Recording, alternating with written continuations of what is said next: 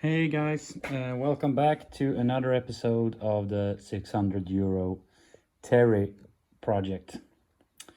In the last episode, I cleaned the boat. It needed a pretty good clean. I spent a couple of hours cleaning it and it looks better. It's not in great condition and it wasn't in the best of shapes before I started either. It's really worn. It has a few dings and scratch, and the main issue is that it has a lot of cracks around the outside and as well as in the inside in the floors. But it's time to try to get the engine running. I've tried to start it. It started up straight away, just like the guy who I bought it from said it would. I didn't think it ran too great. I had a look at it, and it turns out that one of the spark plugs is broken. It doesn't ignite on that spark plug. So I tried to switch places on the spark plugs, and then it ran on the other cylinder. I diagnosed this by simply removing one ignition lead on one of the cylinders and trying to start it. The cylinder with a good spark plug started up straight away. I switched places on the spark plugs, and then it ran on the other cylinder. So it doesn't seem to be any issues with the engine itself.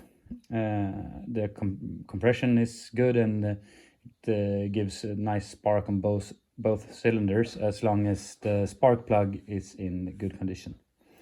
So I went to our local parts store and I bought 2 new spark plugs because the boat is a 2-cylinder. As you saw in the last episode, it's a 35 horsepower Mercury. I also bought a new impeller. The guy I bought it from didn't know when they replaced it last time. As you can see, I tried to use a plastic bucket to pick up cooling water, but I don't think I got the water level high enough to actually get the impeller to start pumping water. I don't know if the impeller is bad because I haven't tried it, but anyway, because he didn't know when he replaced it, I bought a new one. The parts are not particularly expensive. These 2 parts were about 45 euros. The spark plugs are 12 each, and the impeller is just above 20. So not the most expensive parts. The spark plugs look a little funny, to me anyways. They don't have the ignition lead. I don't know what they're called. They look funny to me anyways, but I know that Mercury's have them and Mariners as well, probably a few other boat brands as well, I don't know. I will also change the oil in the gear housing. I'll do that at the same time as I switch out the impeller.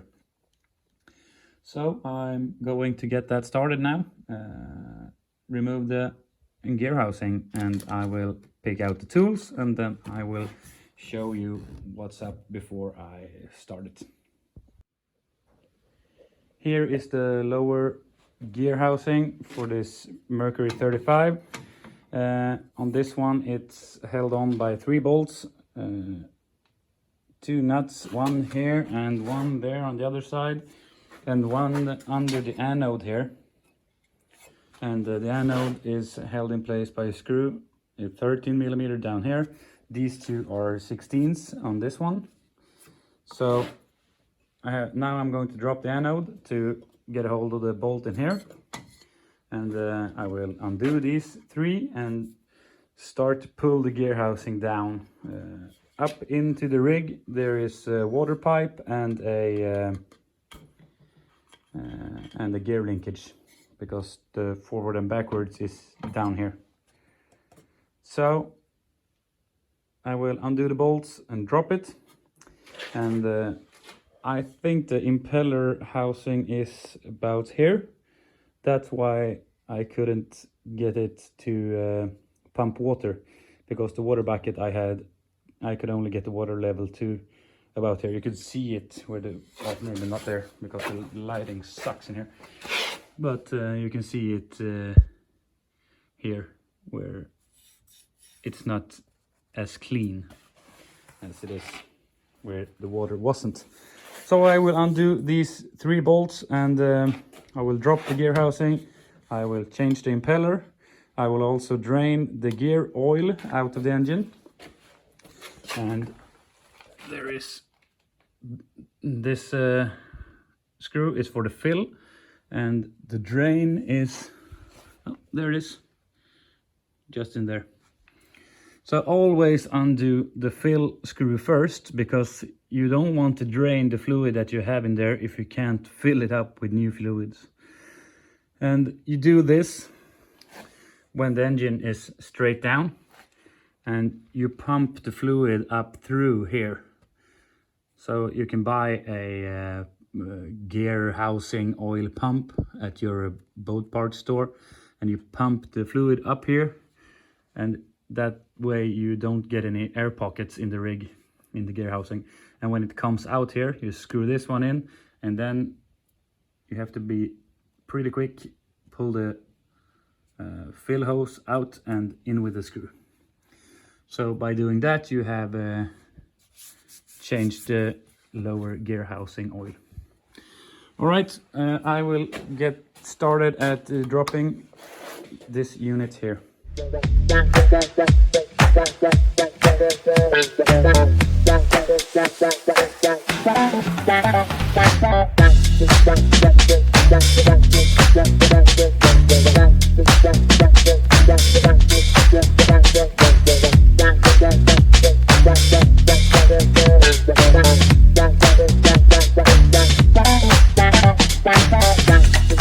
It is out of there. So I'm guessing this is some sort of I don't know what this is. I guess it's for ventilation for the gear housing. I don't know. As you can see in the time lapse, I thought I could unscrew it here, but I didn't have the right tool for it, so I jacked it up with a old Piaggio Ape wheel. Always handy to have a lot of crap around. Talking about crap, it's pretty crusty down in here. This is the impeller housing. 1, 2, 3 nuts. Jank it up, and the impeller should be down here. I guess the best way to do this is to change all of the gaskets and rubber O-rings as well. I don't have any new, because the place that I bought the impeller from didn't have any either. So I will just undo these, remove it, put the new impeller in, and cross my fingers, hope it works. Here is the gear lever, so no need to undo that, that just slides out of there. Yep, so I will start to remove these. Somehow I lost the footage of me replacing the impeller. It was just to undo those 3 11mm nuts, slide off the cover, replace the impeller with a new one, slide the cover back on. Nice and easy. I have the little fill pump installed here. My DIY oil drain pan wasn't the best for this, because it's pretty high off the ground and the engine is pretty low. This had a thread on the end that fit perfect, but you also get this adapter if it doesn't fit. So I will just start to remove the vent so I can pump the new oil in, and of course I drop it, and my floor is dirty. So I will clean this. Perfect. And now we will see if, yeah, there it goes. New oil goes in.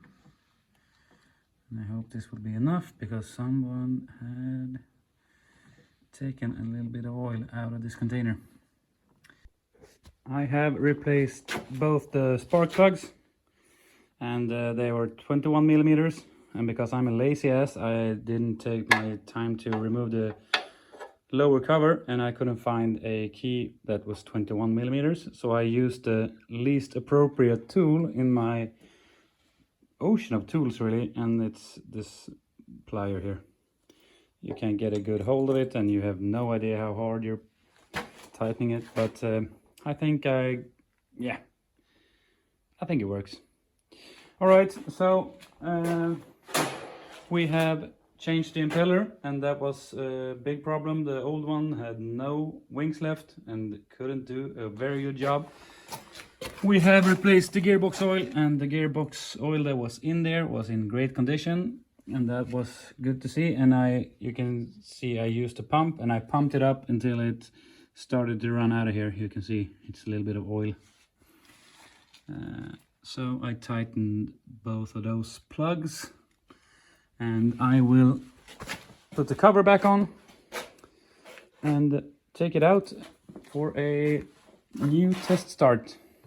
Sweet little thing. If you haven't worked on one of these engines before, there is a little lever under there. You pull it, and then you can lift. It's hard to do with one hand. You can lift the cover off.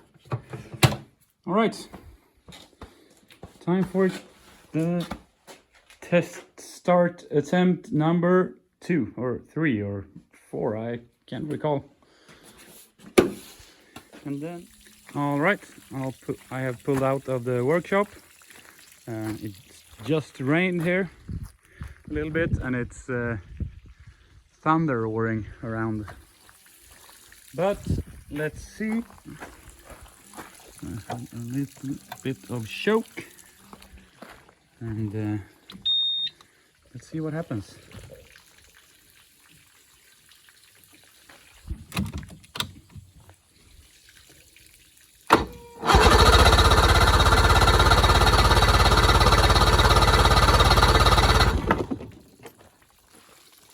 Maybe prime it a little bit.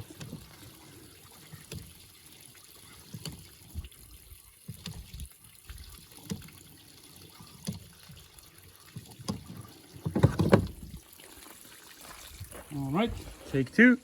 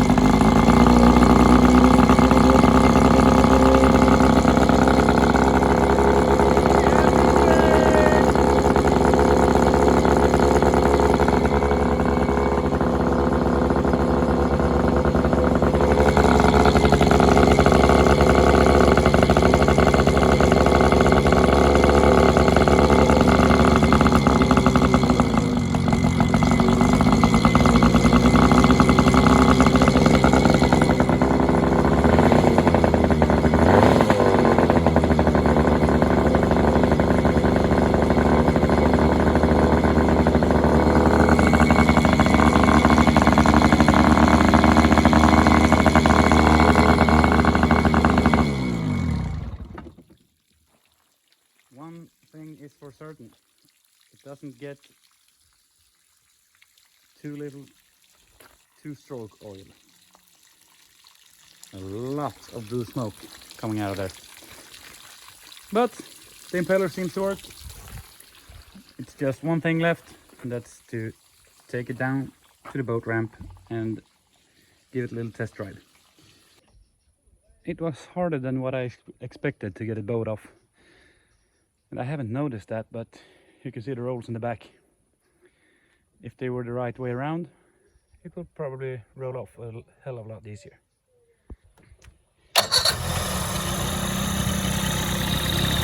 Start picking up. There it is.